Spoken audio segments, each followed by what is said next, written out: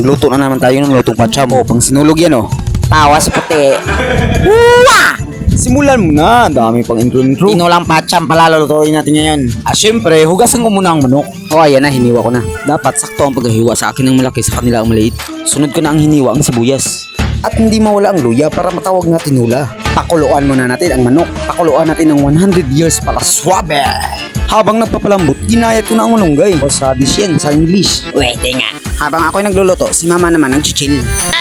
Uy, posing si Gwapo. Walang kamalay-malay si mama, bumibirada sa tulig. Nakalimutan ko pala, hiwain ng sayuti. Kaya stop muna sa malunggay. Focus na sa sayuti. Accomplished na ang sayuti. Oh, continue ang paggayat sa malunggay. After 20 years, ilagay ko na ang mga recados, sibuyas, luya, at ang sayuti para all in.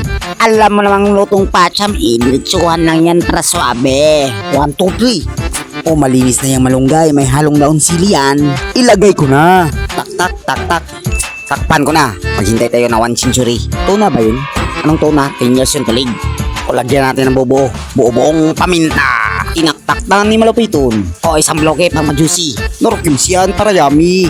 Ano yan? Bitchin yan. Bitchinin natin para mas dagdag juicy. Tak-tak na. Sagwanin. Halo, halo, halo, halo. Tikman nga natin. Ulalam. Lagay ko na ang chili. Pakip agad. Years later. Kumain na sa tulig. Sarap ng kain ah. Ala, sige. Salamat.